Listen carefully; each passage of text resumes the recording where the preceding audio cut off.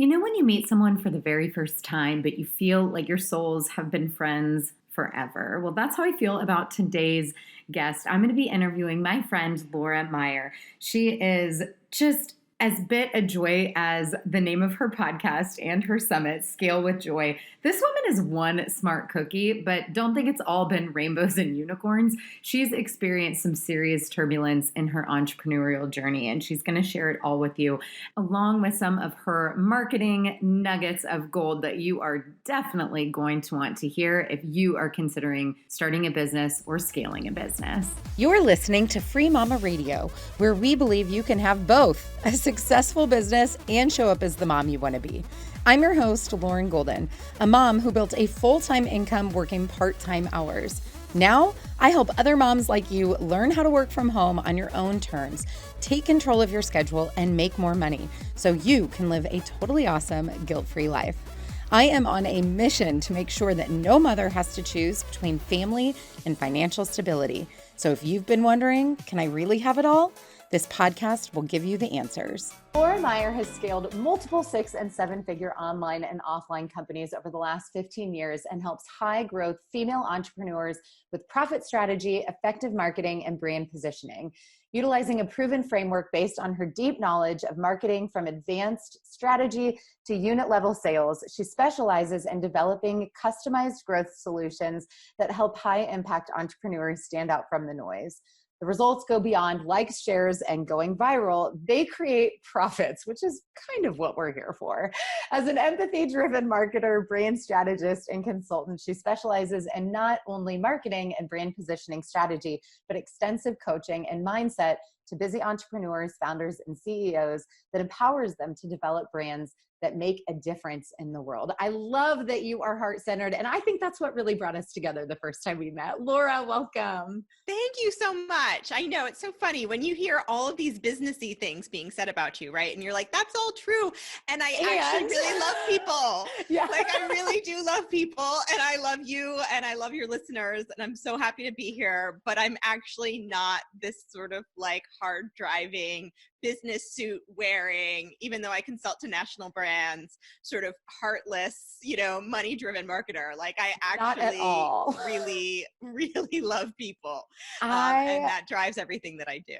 I love that. And we're going to get to this in a minute because I would say your bio is pretty driven to who you are today. But this is a newer iteration of who you are and what you're capable of and what you do in your business. Plus, you're a mom. You're also expecting. So you're growing your family. We just have so much to talk about. But I want to set the stage and let everybody know that we met when a mutual friend kind of connected us for your summit last fall. So some of our listeners might have actually participated in that. It was the Scale with Joy Summit, September, October, something like that. Yeah, 2019. Exactly. And it was so much fun. You were just one of those people. The second I had that conversation with you, I'm like, this is someone I want to keep knowing. You know, when you guys just meet somebody and you get that little like thing in your heart or your gut, and you're like, I feel like I've known this person for forever. So I'm just so thankful you're here today to connect with all the free mamas and share your story. So let's back this train up if you don't mind. Did you always know that you were going to start a business? Have you been entrepreneurial your whole life? I've been an entrepreneur my whole life, but I have to tell you, I spent the first decade exclusively in the photography industry. And whenever somebody would say to me, oh, Laura, you're so good at business, you're so good at marketing, I would be kind of annoyed. I'd be like, I don't want to hear that. I'm a really good photographer. I'm a really good artist. I'm really good at creative. It was almost an insult. And I think because sometimes when we're both right brain and left brain, like I am, you want to preserve your reputation as an artist and actually downplay the business stuff. What I found over time is the combination of the two was what actually made me unique, just as a person. And so I spent the first 10 years of my career in the photo industry, growing a nationally recognized brand name as a wedding and portrait photographer. I would teach on the topic of the business of photography. Many people might know me as Laura Novak. When I say that, they might be like, oh my gosh, a long time ago, I saw you on stage, girl. And I was at the WPPIs and the PPAs and all of the acronyms in the photo industry teaching all the things. And about 10 years ago, I realized a couple things. First of all, I was ready to just grow past the photo industry. I was ready to take on a new challenge. And being a photographer really required a lot of my time on the weekends. And I was also ready to dedicate myself to having a family. So with So the those business two, came first, yes. businesswoman, and then the babies. And then the babies. Yeah, I was right around in my early 30s. I was recently married and realizing this is, and I always knew I wanted to be a mom. I always knew it was really important to me to have a family. And I wanted to dedicate the time to just being a wife before the kids came. And it was really hard. My husband hung out by himself like on the weekends with our dog for like the first year or two we were married. And I just realized it wasn't the lifestyle I wanted anymore. And I had also opened up 2 children's portrait studios in the Philadelphia area, both of which did about $500,000 in sales in their first year of operation. Wow. And I realized quickly that I was onto something. And so I was approached to franchise. And at first I thought, nope, not going to franchise for a bunch of reasons that ended up being the impetus for why I stopped franchising. But I started to look into it. And then after about a year of research, I decided to franchise, and I grew it to 12 locations before I realized that I was hiking up the wrong mountain for me. Wow. So about 2 years ago, I shut that down and exited from my role as CEO of that company. And I remember texting a group of CEOs that I'm friends with and saying to them, you know what, guys, I'm glad that you're forging ahead with franchising. It is not for me. White flag. I am done. I'm going to do what I need to do to unwind this brand. And I don't know what I'm going to do next, but I'm moving on. And one by one, the texts came in. Oh, Laura, I'm so sorry. I know this is really challenging for you. And can you look at my funnel? And can you check out my brand? And can you help me with my messaging? And will you talk to my marketing director? Because I think that you do a bunch of things that they don't quite know how to do yet. I just got private equity funding. And can you talk to the new CEO? Because I think you really understand me and understand my brand. And I think that you should be helping out here. And all of a sudden, the work started coming in. And it was so fascinating to go through that transition because I always thought it was going to be this temporary place where I would land in between things. And it has grown past my wildest imagination. The people I've been exposed to and the brands I've been able to help. And even, I know you just had Jennifer Allwood on your podcast, and she's one of my clients. And like, for anybody who wonders if she's the same person behind the scenes as she is in the front, she is and more. And it is a joy to know her and work with her. So there are so many people I've had the honor of meeting and working with in the last few years that today I really am a growth strategist. But more than anything, because of my experience as an entrepreneur, I can provide a unique perspective as a strategic advisor and scaling coach that a lot of people just haven't been through the trenches like I have and can provide that viewpoint. So I want to go back to like before the trenches. Let's go back. Because here's the thing that I think impresses me so much about you, Laura, is you talk about some of your success so casually. Like you make it sound like it was effortless. And obviously it wasn't. I know a lot about you and a lot about your story. And so I know some of the hardships came later for you. In fact, I think you said like, it really wasn't until I hit 7 figures as a business owner that I really had these major kind of challenges show up. But that can't be totally true. Like, I mean, what were some of those early days like as a photographer? Were you always working independently? Did you work for other people? How did you scale your first business? How did you go from like, step 1, I'm getting my first photography client, to I have this super successful business, to I'm going to open this studio? Like, what was that progression like? And do you remember, I know you have to take yourself back, but that's where some of these listeners are. Like, how do you get over yourself to go after those things that you want? I think there was a lot I did right accidentally. Cool. I think that when I was, in retrospect, at the time, so without dating myself, actually, I don't mind. I'm 41. So when I was 23, 24, 25, at the time, a young woman photographer who gets it and understands it and relates to the client was very unique. I remember going to Professional Photographer of America meetings in my local community, and it was all old dudes that were patting me on the head and telling me how much I had to learn as I was smoking them. And it was a really interesting dynamic. And so what I found was a gap in the market that was totally underserved.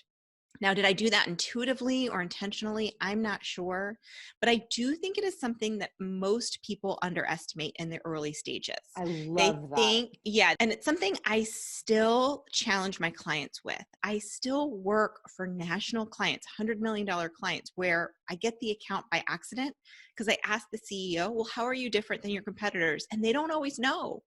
If you're someone who's struggling with that at the early stages, don't be upset because it's something that many leaders struggle with all the Yeah. way up to 9 figures. With that said, if you are not clear on why someone should buy from you, other than you look really cute on Instagram, it is going to be a long, long road. So I think at the time, because there wasn't podcasts and there wasn't Facebook and there wasn't all of these places where I could get distracted by what other people were doing, I just Mm. went to where the gap was. And it was something that Oh, was very natural and intuitive for me. And it is something I have made a career out of. I will not enter a market if I don't think there is an empty space. It's part of why I haven't really gotten into the startup community with marketing coaching, because I think there's a lot of good marketing coaches out there. Now, do they have the experience I have or the perspective I have? Maybe not. And at the same time, the segment in which I serve and how I serve that segment of the 7-figure plus entrepreneur is extremely unique. There's not that many strategic advisors in that space that have been there, done that, and know how to scale a business. So that's why I stay where I stay. And I think wherever you are, looking at that unique angle is something that you need to spend a lot of time with. You need to spend more time with that than you need to spend taking selfies. That's something that I would just advise completely.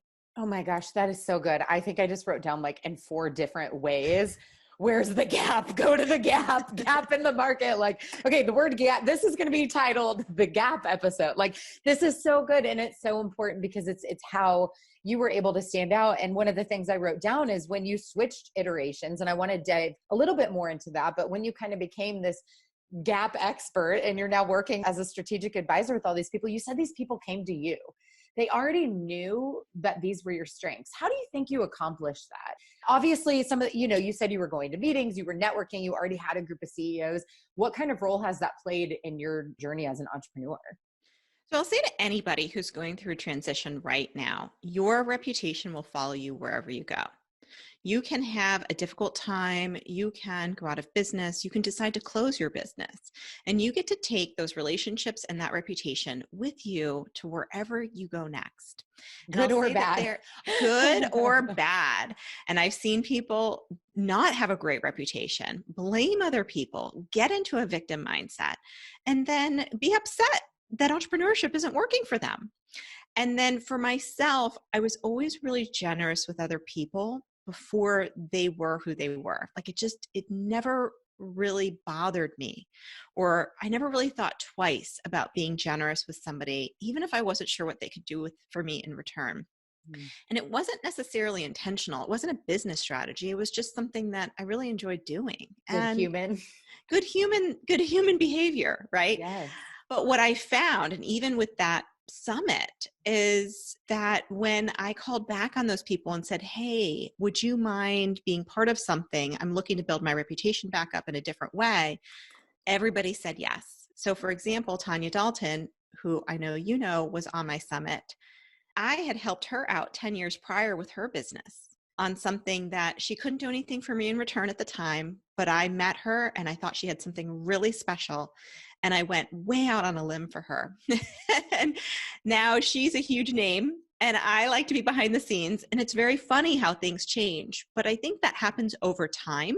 And I had a great reputation as a photographer. And I think that served me well as I continued to grow my reputation in other areas as well. I think I that's love how it that. happened.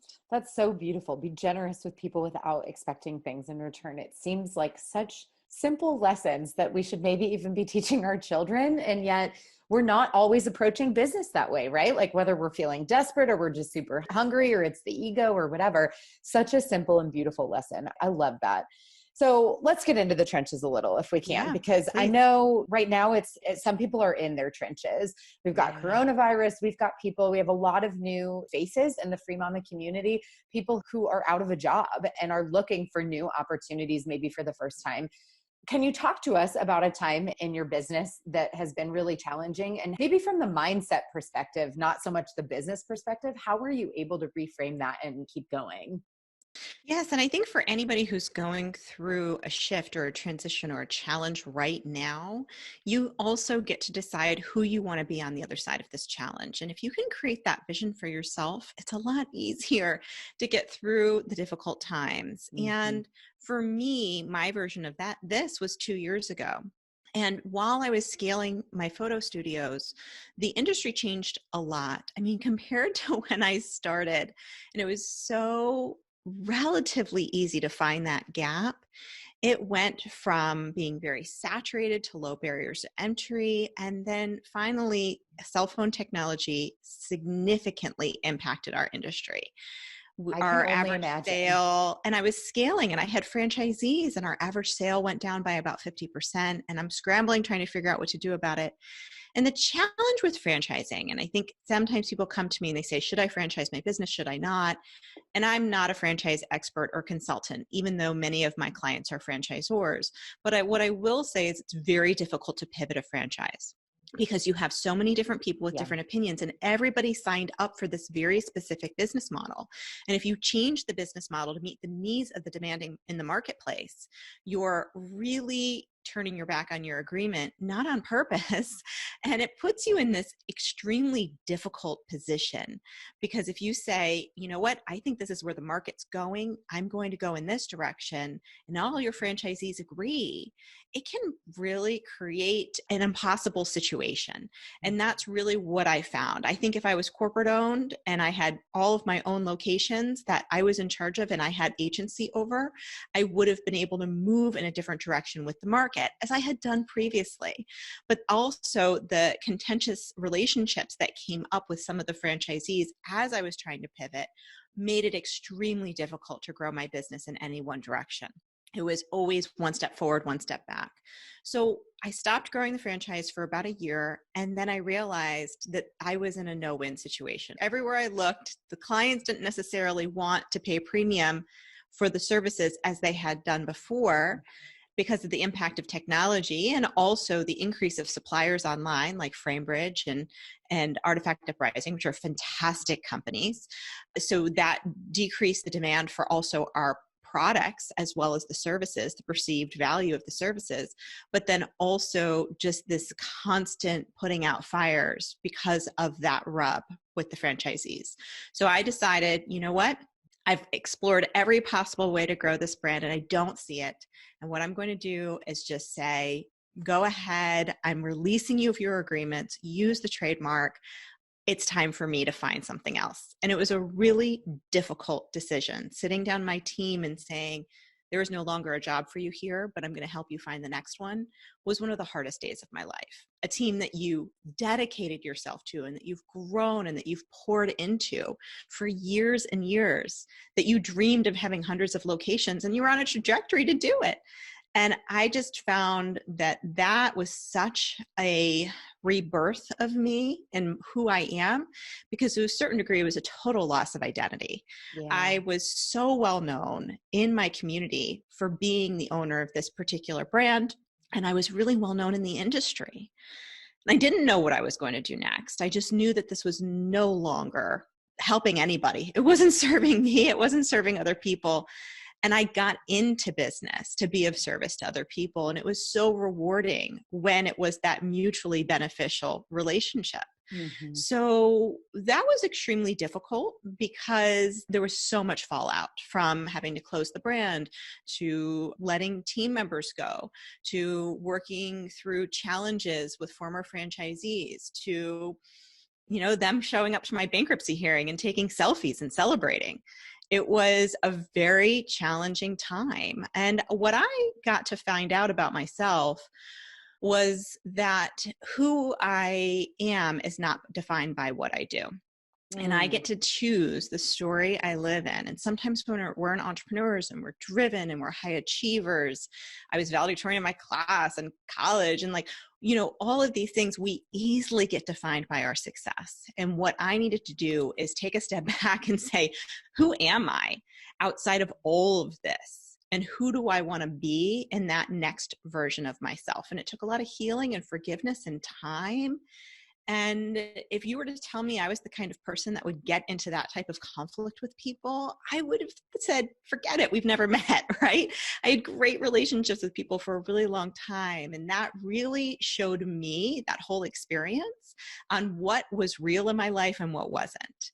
And as we grow our businesses, I would say the biggest advice I can give to your listeners, I know many of them are in the beginning stages and they might be hearing this story and being like, forget it. And I want to say, don't, right? This is very unique to my situation and not everybody has that experience. And I had a lot of successes before this happened. And I had a lot of wins in business before this happened. And what I would say to them is don't let what you do become who you are to the degree to which you can never walk away. And that is, or you're afraid to walk away, or that if you walk away, it affects your mental health. When it's big, right? But what I love about what you teach, Lauren, is that you teach people how to grow something without giving up what matters most. And having been through so many ups and downs in business myself, when I hear the word hustle, I have to tell you, I want to run under the table. Yeah. It is We're like the a word that, anti-hustlers. oh no. And because business will come and go, but the people who you mean the most to, that'll never leave. Your spouse and your family and your kids. And I think I hear a lot of times people saying it's your responsibility to make an impact on the world. And while I think that's important and it's true, I also think that the biggest impact we can make is at home with our families. And that's where we get to start as women, is being there for our families in a way that nothing else can replace that. Mm-hmm. And I don't think we have to give up who we are to grow the business. And I don't think the business has to take over our lives. I do think that you have to do it strategically. That's really what I teach. That's so great. And I want to get into some of your best tips here in just a minute, but I've got to tell you, Jennifer also used the word identity quite a bit when talking about moving from her painting business to this new iteration as a coach and now as a motivation and inspiration for women. I think it's really interesting, this idea of shifting your identity and who you are is not defined by what you do, because there is the business side of that. But within the Free Mama, there's also the motherhood side. Something that holds a lot of people back is that when they become a mother, they let that be their all-consuming identity. Yes. And so then maybe they're losing confidence that they have the skills to do anything more than that. So I love this conversation that it can go both ways, right? And I think it's just acknowledging that none of us are any one thing. We're all capable of being multiple things. And how do we identify our values and our priorities so that we can live out those things in a really, I hate to use the word balance, but in a balanced way where we're kind of scratching all the itches, so to speak. So I love this so much. Okay, so now we've moved past the trenches. We've got people knocking down your door being like, cool, now that you're done with the franchise business, can you come save our business? So how do you explain to people who know nothing about business what it is that you do? Do you like that? It's so funny when you say that, because as you were saying that, we get to be these different versions of ourselves no matter where we go. There are literally people in my lives that have no idea what I do. Like, they know I work from home. They don't know about my business experience. I might have just met them through the mommy circles at school. And they'll say like, well, what do you do? And I'm like, not much. I got to interview Russell Brunson when his Traffic Secrets book came out. And the very first question I asked, obviously I know, but I like to bring it back to like 101 level. Let's all get on the same page. And I said, hey, Russell, for those people who don't know, can you tell us what traffic is? And he said, my mom and dad asked me the same question. I was like, I love that. Like, he's this super successful guy. Like, no one even, like, his family has no idea what it is that he does. So what do you tell your mom friends? What do you do when you do answer? Business consultant. I don't even bring it up. And what's so funny is every now and then someone will be like, are you the same Laura that was like the famous photographer? And I'm like, yeah. Like, Different last name. I took my husband's last name when I made my last career move because I kind of like the idea of us all having the same last name. And it was so funny, but I don't worry if people think that I'm successful or not. I don't need to make that an important part of the conversation. Whereas I think before everything happened, it was important for me to let people know I that was going to ask why. Why do you yes. think that is? Why do you think you're so secure now? Because I've realized that I can survive anything in business and be fine. Mm. I have nothing left to prove. Absolutely nothing. If somebody thinks that I am the greatest business strategist that ever walked the face of this earth, great. If they have no clue that I do anything but mother my kids, that's great too. I have absolutely nothing left to prove. And I think that is something that the gift of adversity will give you. And so when people ask So me, not the easy way, is that what you're saying? Not all rainbows and butterflies to get to that confident place. it is not, but it is a deep confidence within myself that only comes from that level of adversity. And knowing that the wisdom and the experience of what I went through creates so much value for the people that I serve. Even the people listening are probably thinking, oh my gosh, like, okay, she went through that. I could, if I had to, I could go through what I'm going through right now. And that level of being able to share gives it purpose. And then again, I don't worry if somebody just thinks, oh, shame on her for franchising. I would have never franchised a business. Good for you. I don't care. So I think that level of security really comes from what rises out of the ashes of a really difficult time. Now we're flourishing, but I'm seeing so many of my friends struggle like never before in their businesses. And my heart breaks if they came from brick and mortar and they have to be closed right now because I know how hard it is. And I know how difficult it is to be so emotionally connected to something that you created and then have to let it go. That's a really difficult thing. But I'll say that when people ask me what I do, if I'm at a conference, people ask me what I do, I say I'm a growth strategist. I really help you grow your business in a way that is respectful and honoring what you want most. And I think when you're growing a business, and many of the listeners, again, might not be there yet, but I think that these are important questions to ask now, is to never lose sight of what you want. And what happens is, as you're growing a business, there's going to be so many people who are going to say to you, come hike up this mountain with me. And what I want you to do as a beginning business owner is to pretend that you're at the top of that mountain looking around and decide if you like the view. Because there is no one right way to grow a business. There is only a right way for you. And many people hire me when they get past the point of formulas and processes and systems. And I followed this person's process and it got me to this point. But now their process is actually compromising some of what I want most for my life. And it's really easy to lose confidence in what you think is the right thing to do next because you're surrounded by all these gurus who are shitting all over you. You should do this. You should do that. And honestly, people told me you should franchise. And I thought, okay. And I didn't really actually look at what the lifestyle of a franchisor was. And then when I did, I realized it was not for me. So what I really do well now is the first thing I ask is, what do you want? What do you want? And most business owners haven't been asked that in a really long time. They haven't actually sat back and considered, what is it that I really want? And am I on the path to getting there? And so for you, I think what you do so well, Lauren, is because you have found this incredible underserved point in the market where women are saying, yes, I want to do some of these virtual activities from home. But it's not because I want to necessarily do the work. The work is important and it's good and it's helpful. But what I really want to do is be free. And that's something that I love that it's your battle cry because I want to make sure that everybody that follows you never loses sight of that. Because as you grow, it's really easy to let that slip. Totally. How has your family impacted your decisions for what your goals are for the future and what you want? It is everything to me. It is every filter that I run things through. And it really does help with comparisonitis because I look at many other people who have a similar skill set as me or a similar background, and they're talking about their $5 million launch. And I know what it takes to do a $5 million launch that's not being talked about. And there's no price that you can put on my freedom. The freedom that I have to be with my family, to be with my kids. I don't get this time back. And while I was physically present with my children when I was growing my franchise, mentally, I was not. Late at night, I was getting phone calls from the operations director, from PR, having to put out fires. It was always something. I was never able to shut off at 4 or 5 in the afternoon like I am today.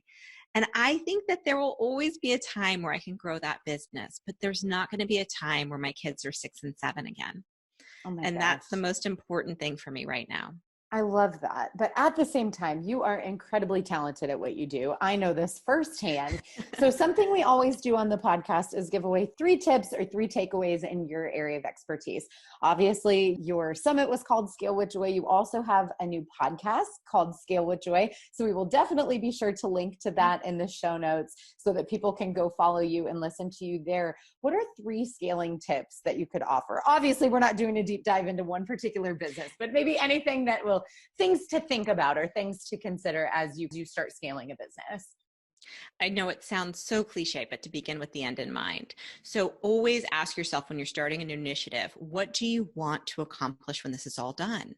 Otherwise, you can get, again, very caught up in busy work. It's very easy to get distracted with the next new idea. And it's not that it's not a good idea, but to always run it through a filter of what you want most. Second of all, don't allow yourself to think that you don't deserve the success if it's not complicated. I find that happens a lot. And I find that happens a lot with women. You know, you see all these bros on their private planes and their hot wives, right? And they're like living it up. And like all the women are like, do the work, hustle. And I'm like, wait a second. No. At what point did we think this had to be complicated to deserve success? Right? Peaceful profits. And I think at this point, we need to start saying, you know what, the bros have it, like we deserve it too. And I think a lot of times that happens. And I see this even when I mentor a lot of women in the brands that I work with in corporate. And I say to them, you know, don't feel like you have to overcompensate with your gender. And I think sometimes that does happen where we will show up stronger or more prepared or more equipped because we feel like we have to deserve the same success. And I would say, let it go, sister. Let it go. Preach. Yeah. And they don't care. I love the bros. I think they're great. I've learned a lot from them. As you know, I have this huge platonic love for Frank Kern, but I would say, you know, they're not limiting us. Sometimes we just limit ourselves. Yeah. And then the third thing I would recommend is that, again, I mentioned it before, but I can't say it again, especially in the online space and especially today. When you are climbing a mountain, when you sign up for someone's program, when you go through some type of process, look at the lifestyle of the person who you're signing up with. Like peek behind the curtain and look at, are they constantly away from their family? Are they on Facebook Live at 7 in the morning and then you see them again on Instagram Live at 7 at night? And if you are kind of thinking to yourself, you're hurting me.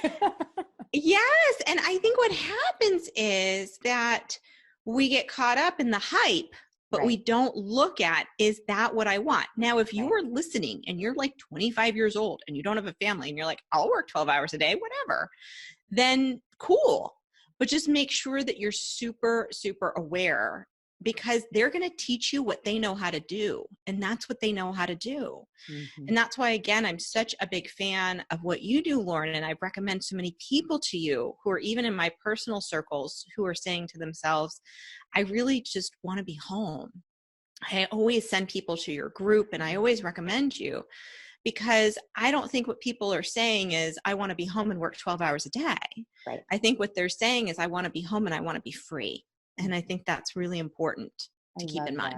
I love that. Well, I've got one more question for you. Yeah. As you are well aware, the mission at the Free Mama is to make sure that no mother has to choose between family and financial stability. And thank you for Yeah. all of your shout outs and referrals. I Yes. love it. For all the moms listening right now who might be at the very beginning of their journey, maybe they've just started their business, or maybe Yeah. there's still someone who's totally on the fence and they've got some sort of fear or limiting belief holding them back. What would you say to those women? I'm going to say something that is going to be a little bit unusual because I most love people who come unusual. on, because most people come on your podcast and say, just believe in yourself. You can do it. You're capable, and having been somebody who's been up and down in business, I love it. I'm going to say, find an underserved market and over deliver. That's what I'm going to say. And if you haven't done that yet, keep working at it. Because when you are an entrepreneur, and this happens in the beginning stages, you often will approach your market from a perspective of, I am putting myself out there and you should buy from me because I'm putting myself out there. Oh, And that's so glad you're saying this. it's really not enough. No, it's not. It's really not. And it has nothing to do with your self-worth. And it has No. nothing to do with your capability or your intelligence. And it has everything to do with the value that you bring to the market.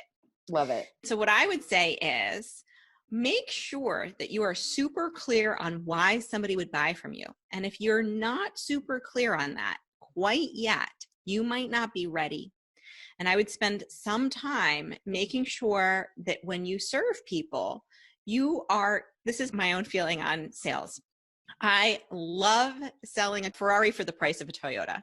Like, make sure that whatever you're selling is a no-brainer because you're helping somebody so much in such a unique way, or you're serving a market that you just know really well because that's what you came from. And it is your unfair advantage in the market. That's when you want to scale up. But when it's really just you're kind of going around begging people to pay attention to you, and you stop making it about you and you start making it about them, that's when it's really easy to grow a business. Oh, that was so valuable. I hope people go back and listen to that twice. I might even have the podcast producer just play that clip twice. That was so good. Laura, thank you so much for everything. Thank you for being here. Thank you for your wisdom. Thank you for your vulnerability with your own experiences. I just love you to death. And I'm so glad that our paths crossed and just friends on the internet. It's the best. It is the best. And when all of this is over, I expect you to get into your trailer and drive to Pennsylvania. We 100% are going to. It's going to be amazing. Awesome. All right, guys, go make sure you listen to Scale with Joy. Laura, thank you so much. Thank you. I hope you enjoyed this episode of Free Mama Radio. Don't forget to check out Free Mama TV right here on YouTube for hundreds of how-to videos and interviews to help you start, grow, and scale a virtual business from home. If you want to join a community of tens of thousands of moms just like you, make sure you join the Free Mama Movement group over on Facebook. And lastly, if you want to learn more about how we can do this together, work to achieve your goals, and make you our next success story, check out my free training at thefreemamamovement.com. I'll see you next time.